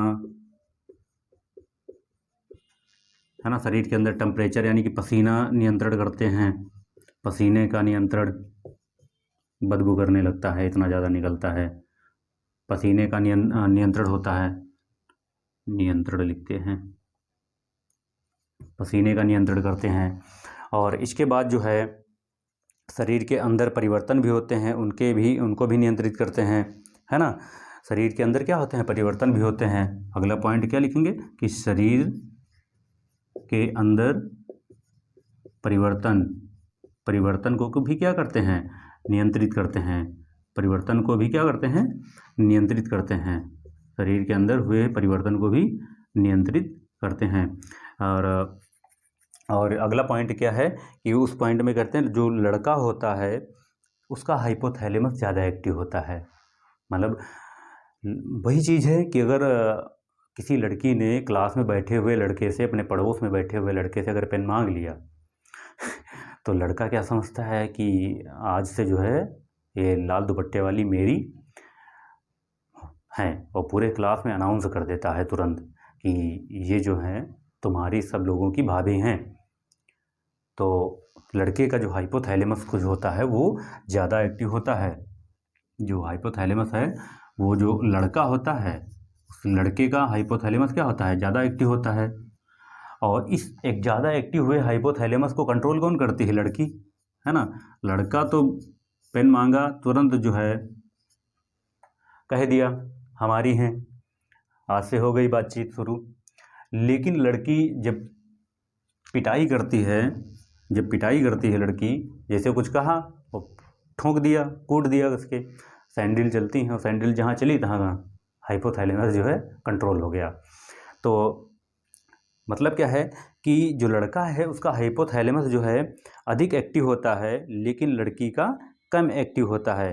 ठीक है, तो लड़की का कम एक्टिव होता है। इसीलिए जो है स्टूडेंट जो होते हैं ना, लाल हरा पीला ज़्यादा, उसमें से बॉयज़ जो होते हैं वो ज़्यादा करते हैं लाल हरा पीला, नहीं कि लाल वाली तुम्हारी और जो लाल दुपट्टे वाली तुम्हारी, हरे दुपट्टे वाली मेरी और सफ़ेद दुपट्टे वाली तुम्हारी। तो ये अनाउंस लड़के पहले कर देते हैं, जबकि लड़कियां अगर करती भी हैं ना तो उनका हाइपोथैलेमस उतना एक्टिव नहीं होता है। तो वो लड़कियां जो हैं इसको बहुत छुपा के करती हैं। और अगर किसी से मतलब एक तो पहली चीज़ तो इतनी आसानी से होता नहीं है, करती नहीं है, और करती भी है ना तो बहुत सोच समझ के, बहुत कायदे से छानबीन करके जो है शुरुआत करती हैं। और लेकिन वो शोर नहीं मचाती, उनकी सहेली नहीं पता, उसको नहीं पता चलता है कि फलाने हमारे जीजा बन गए, है ना। तो ये चीज़ जो है लड़कियों का हाइपोथैलेमस कम एक्टिव होता है और लड़कों का हाइपोथैलेमस जो है अधिक एक्टिव होता है। ठीक है, अब क्या है कि ये होता कैसे है, तो ये होता इसलिए है कि ज़्यादा एक्टिव हुआ तो लड़के जो होते हैं उनके अंदर जो है सल्फोनिक अम्ल होता है। सल्फोनिक अम्ल, ठीक है। ये ज़्यादा एक्टिव कैसे है भाई, तो सल्फोनिक अम्ल जो होता है उसकी मात्रा जो है, सल्फोनिक अम्ल की मात्रा जो है अधिक होती है लड़कों के अंदर। सल्फोनिक अम्ल की मात्रा अधिक होने के कारण जो है लड़कों का कोई दोष ही नहीं है भाई, वो बने ही ऐसे नेचर है, उनके अंदर ये अम्ल ज़्यादा है। उसकी वजह से जो है ये क्या कर जाते हैं, और जो है समझ लेते हैं, किसी भी चीज़ को जो है बढ़ा चढ़ा के जो है समझ लेते हैं कि किसी ने अगर पेन मांग लिया तो उसको भी कहाँ से कहाँ तक लेकर चले जाते हैं। तो वो सल्फोनिक अम्ल की मात्रा के उससे होता है। और इसमें भी ज़्यादा होता है कि आप लोग उत्तेजक जो भोजन करते हैं, है ना, जिसे उत्तेजक भोजन करते हैं आप लोग, जो आजकल तो बड़ा ख़तरनाक चीज़ है, भोजन ही नहीं सही है। उत्तेजक भोजन में जिसमें प्याज लहसुन वगैरह जो खाते हैं आप लोग, इससे क्या होता है, हाइपोथैलेमस बहुत अधिक एक्टिव होता है। और बहुत अधिक एक्टिव अगर हुआ तो चाहे जितने बड़े साधु संत हों आप, तो आसाराम और राम रहीम की तरह जो है जेल के पीछे मिलेंगे, चाहे जितने बड़े साधु संत हो। तो ये आप जो उत्तेजक भोजन, तामसिक भोजन जो करते हैं, जो तला भुना ज़्यादा खाते हैं, पोला हो गया है ना, पोला वगैरह है, और बहुत सारी ऐसी चीज़ें हैं जो बच्चे ज़्यादातर खाते हैं। सुबह सुबह शुरू कर दिए, पोला खाना शुरू कर दिए, शुद्ध भोजन ही नहीं करते हैं। शुद्ध भोजन का मतलब क्या है कि आजकल कोई भी भोजन जो है अगर मार्केट में आप लेने जा रहे हैं या कोई सब्जी वगैरह लेने जा रहे हैं, तो वहाँ भी दवाइयाँ वगैरह, इतना ज़्यादा पेस्टिसाइड्स वगैरह पड़े हुए हैं, उसमें भी जो है सभी ये क्या करते हैं, हाइपोथैलेमस को अधिक एक्टिव करने का काम करते हैं। और हाइपोथैलेमस हमारा अगर ज़्यादा एक्टिव हुआ तो खतरा ही रखा हुआ है। और फिर वहाँ जो है क्या होगा कि तापमान कब बढ़ जाए, कब कंट्रोल हो, पता ही नहीं है। और भूख लगेगी, प्यास लगेगी, है ना, ना भूख लगे ना प्यास लगे, दर्द होने लगता है। और फिर जो है अगर लड़की मना कर देती है तो फिर लड़का जो है गम में जो है फिर नशेड़ी बन जाता है, शराब वगैरह पीने लगता है। तो आप जो है कि इसमें क्या होता है कि आप उत्तेजक भोजन ना करें, है ना, नहीं तो आसाराम बाबू की तरह जो है अंदर चले जाएंगे अगर ज़्यादा हाइपोथैलेमस एक्टिव हुआ तो। ठीक है, तो अब ये हमारा हाइपोथैलेमस है, तो ये हमारा क्या करता है, शरीर के अंदर के तापमान को नियंत्रित करता है, जिसमें अगर तापमान अधिक हुआ तो पसीने से कंट्रोल कर लेगा, तापमान कम हुआ तो हो जाएगा। और दूसरा काम करता है, नेचर डिसाइड करता है, व्यवहार डिसाइड करता है, क्रोध का नियंत्रण है, प्रेम प्रसंग है, अगर प्रेम हो गया है ना, प्रेम करना होगा कि कितना अधिक प्रेम करेंगे कि आप सब कुछ कुर्बान कर देंगे मम्मी पापा को छोड़कर, है ना। इतने ऐसे ऐसे नालायक पड़े हैं ना कि छोड़ के चले जाते हैं, लड़कियां हैं भाग जाती हैं, पता नहीं कैसे, क्या दिमाग में चलता है लड़कों के साथ, है ना। 4-5 साल में, और जो 20 साल से जन्म देकर पाल पोस के बड़ा किए, वो हाइपोथैलेमस करवाता है, उनका कोई कंट्रोल ही नहीं, उनका कोई कंट्रोल नहीं उस पर। और बस वही है कि प्यास लगना, पसीने का नियंत्रण है, और शरीर उसके बाद जो हमारा काम करता है, जो हाइपोथैलेमस है वो लड़कों का ज़्यादा एक्टिव होता है और लड़कियों का कम एक्टिव होता है। वो सल्फोनिक अम्ल की मात्रा के आधार पर डिसाइड होता है। और ये सल्फोनिक अम्ल की मात्रा भी कहाँ से मिलती है? ज़्यादातर उत्तेजक भोजन करने से, जैसे प्याज, लहसुन वगैरह ज़्यादा खाते हैं तो इससे क्या होता है कि हाइपोथैलेमस हमारा ज़्यादा एक्टिव हो जाता है। फिर हमारा अपने यहाँ ऊपर से कंट्रोल जो है हट जाता है, हमारा अपने ऊपर कंट्रोल नहीं होता है। इससे साधु संत भी जो है अगर ज़्यादा प्याज, लहसुन वगैरह खा रहे हैं तो उसमें सल्फोनिक अम्ल की मात्रा अधिक होगी, तो वो जो है वो भी कांड कर जाते हैं। और जिन्होंने कांड किया है वो आज जेल के अंदर पड़े हुए हैं, तिहाड़ जेल में। ठीक है, अब क्या है कि अगर बात करें, एक लाइन में बात करें कि हाइपोथैलेमस क्या है, तो प्रसन्नता है ना, लास्ट पॉइंट लिख ली, प्रसन्नता, प्रसन्नता, सेक्स, क्रोध, प्रेम, भूख, क्रोध, प्रेम, भूख, प्यास, प्यास आदि की भावनाओं का नियंत्रण करता है। ठीक है, आदि की भावनाओं का नियंत्रण करता है। इतना क्लियर हो गया होगा कि हाइपोथैलेमस क्या करता है कि प्रसन्नता, सेक्स, क्रोध, प्रेम, भूख, प्यास आदि की भावनाओं को नियंत्रित करता है, नियंत्रित करने का काम करता है।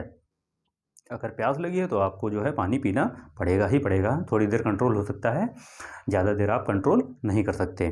ठीक है, तो हमारा जो है अग्र मस्तिष्क के जो 3 पार्ट है, सेरिब्रम है, थैलेमस है, हाइपोथैलेमस है, इन तीनों की बात हम कर चुके हैं। ये वाला हिस्सा हमारा कंप्लीट हो गया है। तो अगर अभी तक कोई डाउट हो तो आप कमेंट करिएगा, तो हम उसको भी बताएंगे। लेकिन मुझे नहीं लगता कि यहाँ तक कोई दिक्कत होगी, इतना क्लियर है। ठीक है, तो अब आगे बढ़ते हैं। इसके बाद हमारा जो मिड ब्रेन है यानी मध्य मस्तिष्क है, उसकी बात करते हैं। तो इसको ज़रा इरेज कर देते हैं, है ना, इसको इरेज कर देते हैं ताकि आप जो है आगे वाले हिस्से तक पहुँच सकें।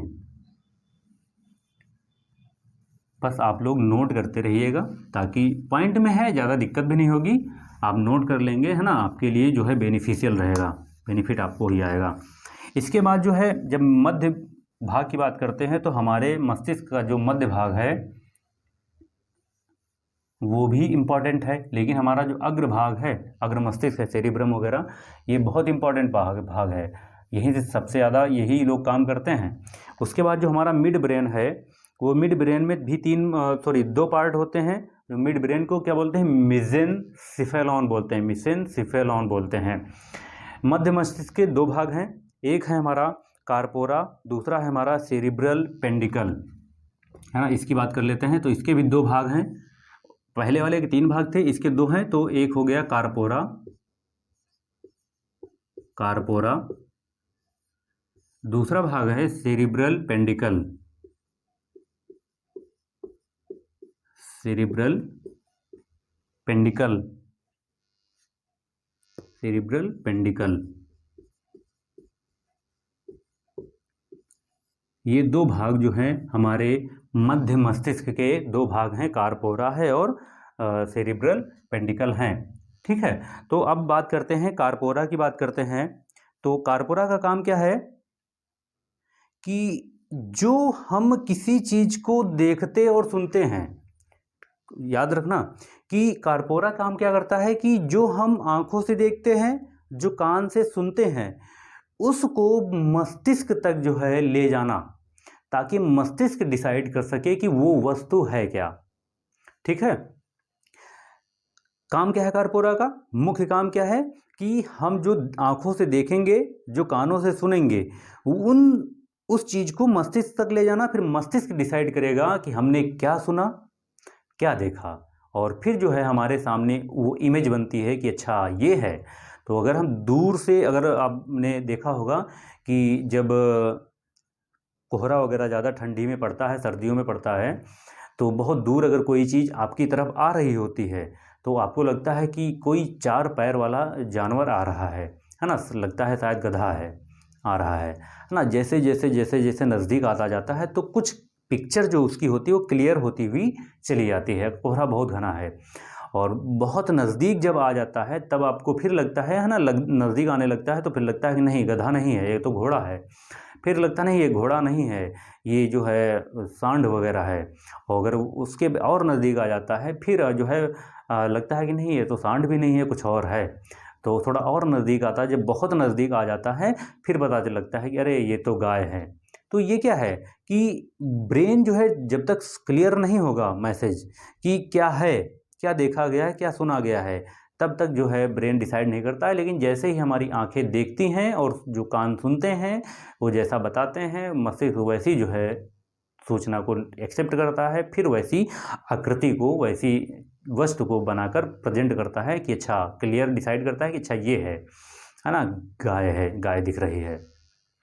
तो कार्पोरा का मुख्य काम क्या है कि जो हमारी आईज़ हैं, आँख है, जो हमारे ईयर हैं, इनसे क्या होता है कि जो हमारे आँख और कान जो है क्या करते हैं, सुनते हैं, और जो आँख हमारी देखती हैं, इसके बाद जो है हमारे मस्तिष्क तक क्या करती हैं, देखने के बाद क्या करती हैं, संदेश को भेजती हैं मस्तिष्क को।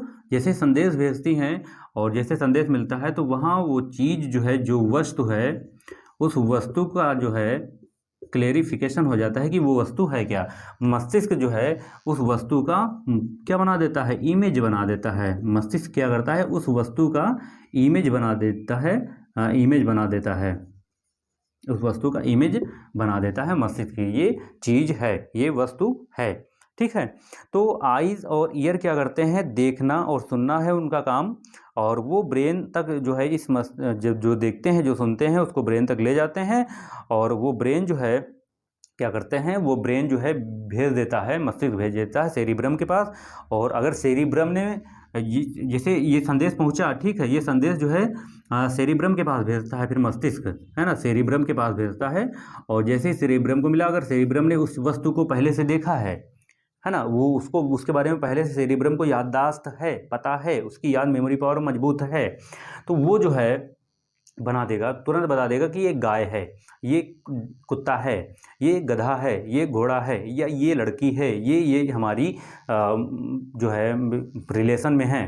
तो ऐसी चीज़ जो है सेरिब्रम के पास, जो आंखें और कान सुनेंगे, ये मस्तिष्क को भेजेंगे, और मस्तिष्क तुरंत सेरिब्रम से बताएगा क्या तुम्हें याद है ना, क्या तुम्हें याद है। तो वो सेरिब्रम जो बता देता हाँ मुझे याद है, और जैसे ही बता देता हाँ मुझे याद है, तो सेरिब्रम बता देता अच्छा ये चीज़ है, मुझे याद है, और वो क्या है, और वो ये वस्तु है, वो ये वस्तु और वो इमेज बना देता है सेरिब्रम, ठीक है, वो दिखा देता है।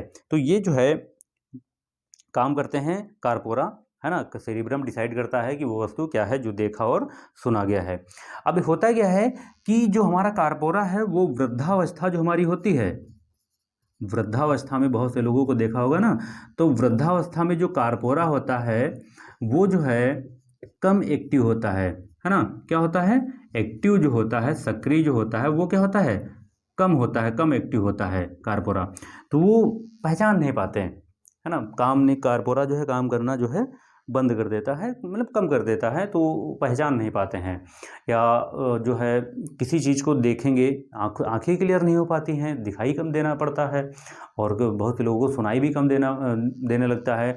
तो वृद्धावस्था में कार्पोरा जो है क्या होता है कि कम एक्टिव होता है, और उसकी वजह से जो है जो सुना और जो देखा गया है उसको जो है क्लेरिफिकेशन करने के लिए वो 2-3 बार पूछ लेते हैं, और बहुत नज़दीक ले आते हैं कि अच्छा क्या है, अच्छा ये है ना। नज़दीक बहुत लाकर देखते हैं या उनको बताना पड़ता है, तब जाके वो इमेज बनती है। फिर याद दिलाना पड़ता है कि नहीं नहीं ये नहीं है, वो चीज़ है ना। जो आपके बुजुर्ग वगैरह होते हैं ना, कि जो हमारे सीनियर सिटीजन हैं, उनका जो कार्पोरा है वो कम एक्टिव होता है, ठीक है।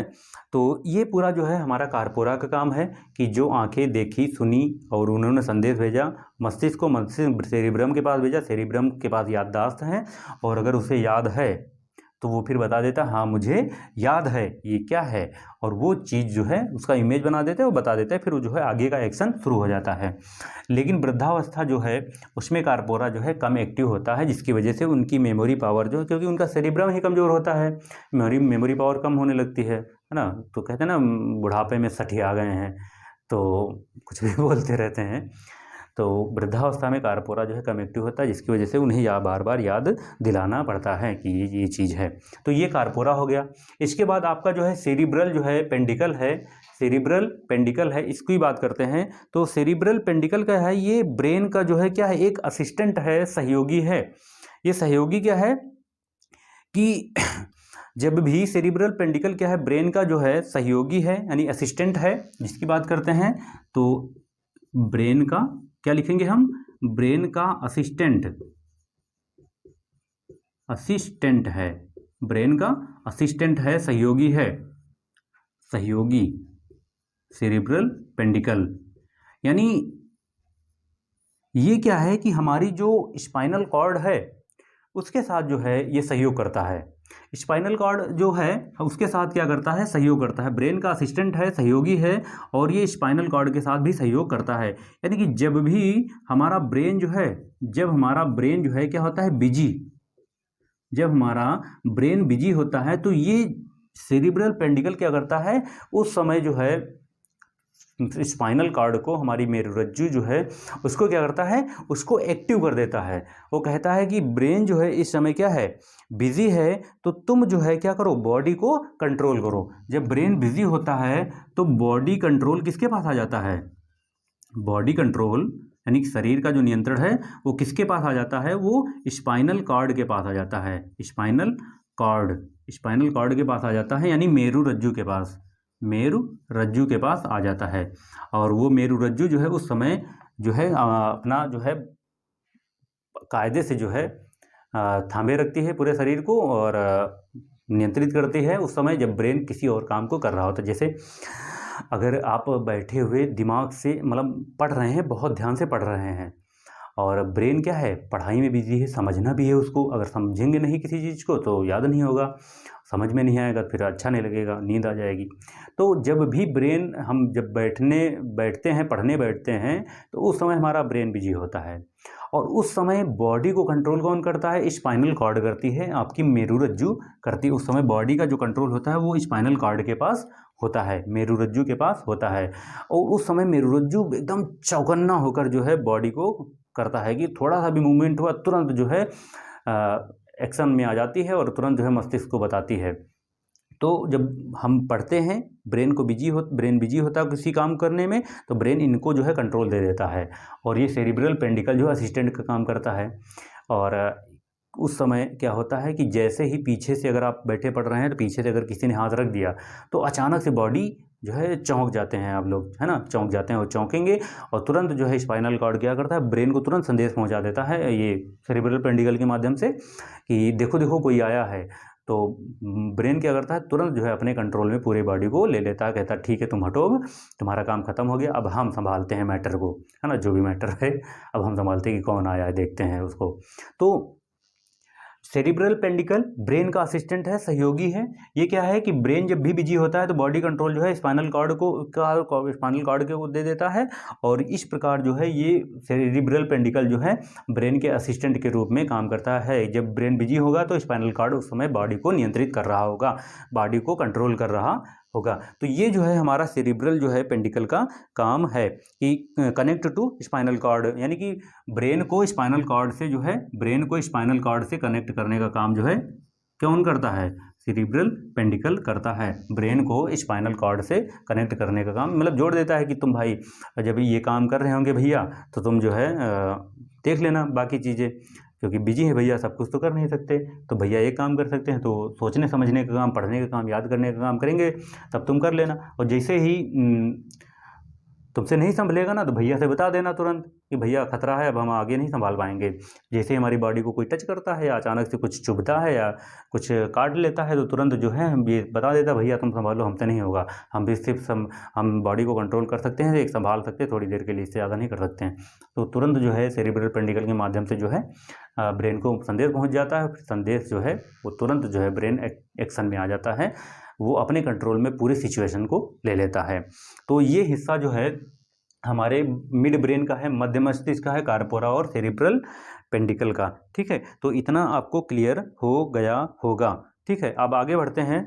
आगे बढ़ेंगे तो उसके बाद हमारा बचा, हमारा क्या लास्ट वाला पश्च मस्तिष्क बचा।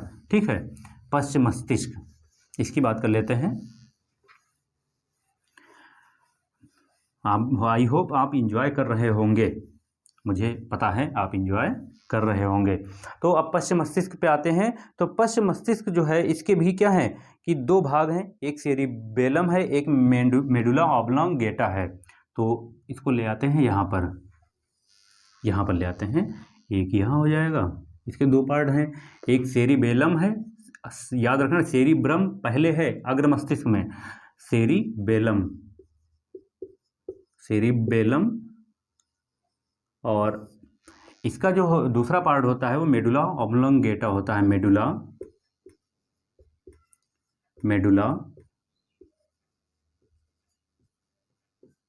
ऑब्लोंगेटा।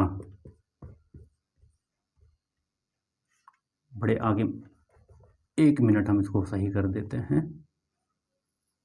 तो ये दो भाग जो है हमारे पश्च मस्तिष्क के हैं। पश्च मस्तिष्क को इंग्लिश में बोलते हैं रोम्बेनसिफेलॉन बोलते हैं। ठीक है, सेरिबेलम और मेडुला ऑब्लोंगेटा बोलते हैं।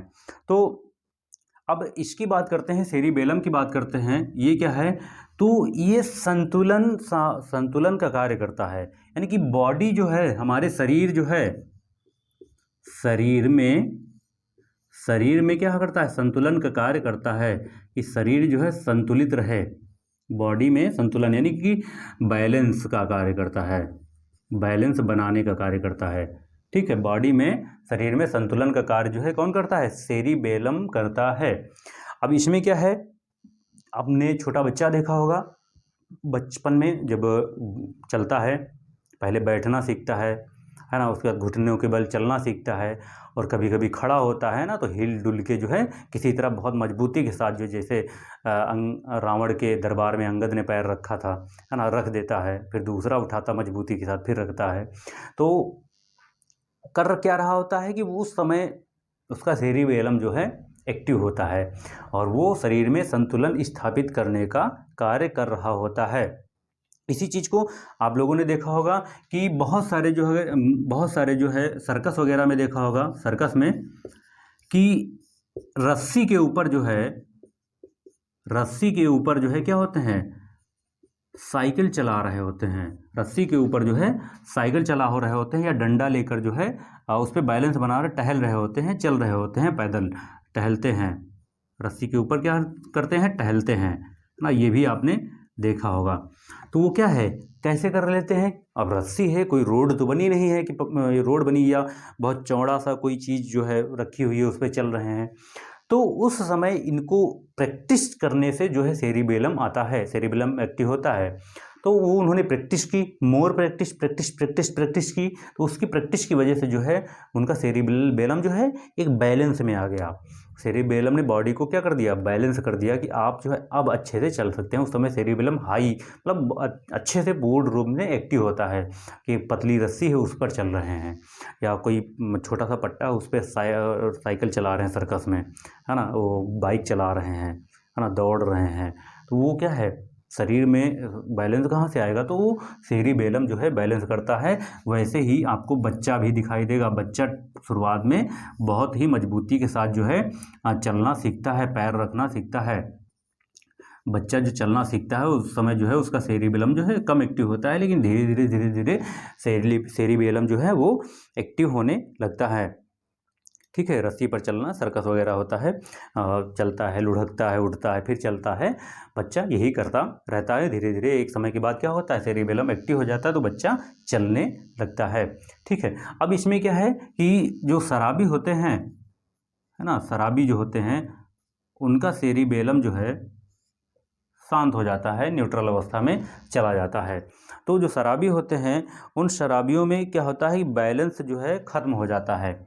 शराबी जो होते हैं उसमें क्या होता है, बैलेंस जो है, संतुलन जो है ख़त्म हो जाता है, बैलेंस जो है ख़त्म हो जाता है। और जैसे ही बैलेंस ख़त्म हुआ, बैलेंस मतलब संतुलन ख़त्म हुआ, और वो फिर क्या करते हैं, हिलते डुलते जो है ना, मोरनी बागा में नाचे आधी रात में, वैसे जो है डांस करते हुए, टहलते हुए आते हैं।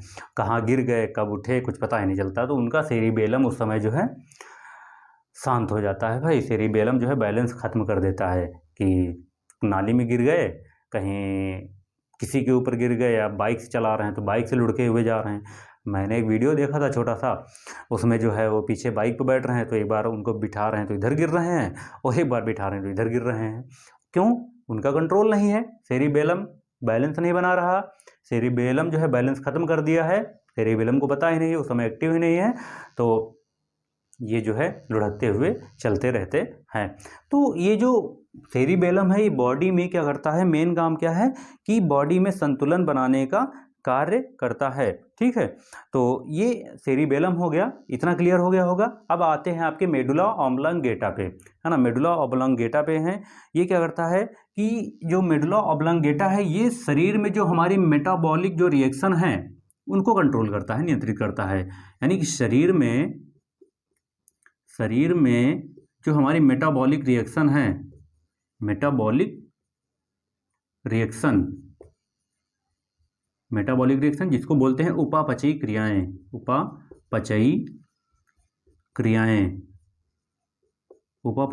बोलते हैं, इनको क्या करता है, नियंत्रित करने का काम करता है, नियंत्रित करने का कार्य करता है।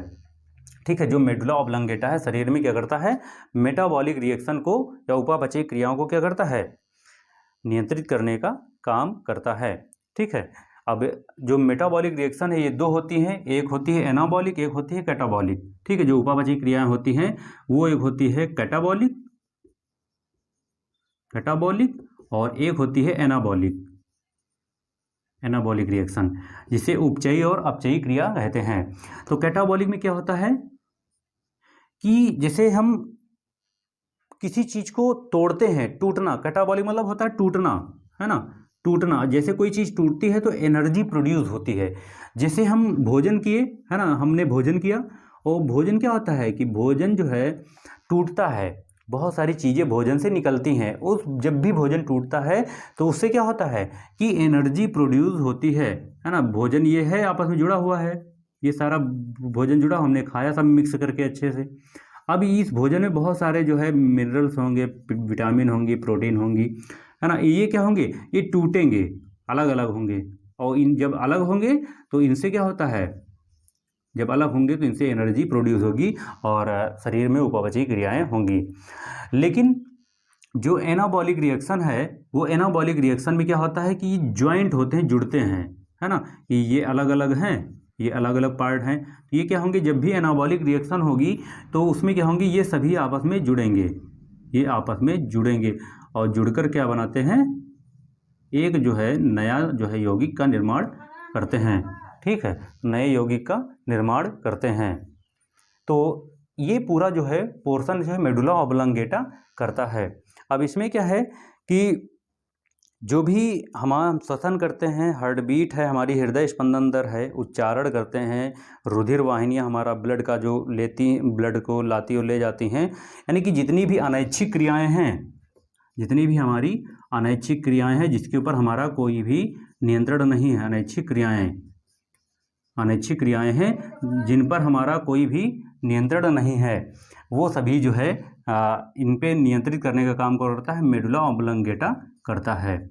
ठीक है, तो ये हमारा पूरा जो है मानव मस्तिष्क है। इस पूरे मानव मस्तिष्क को हमने पढ़ा, तो आई होप आपको समझ में आ गया होगा। और अगर समझ में आ गया है तो इसको ज़्यादा से ज़्यादा शेयर करिए, लाइक करिए, कमेंट जरूर करिएगा कि आपको ये क्लास आज की कैसे लगी। अगर मज़ा आया है तो इसके बाद जो है हम तंत्रिका तंत्र पे आएंगे, है ना, उसकी बात करेंगे, न्यूरॉन सेल और तंत्रिका तंत्र पे अच्छे से बात करेंगे। तो आज के लिए बस इतना ही। नमस्कार, धन्यवाद, जय हिंद।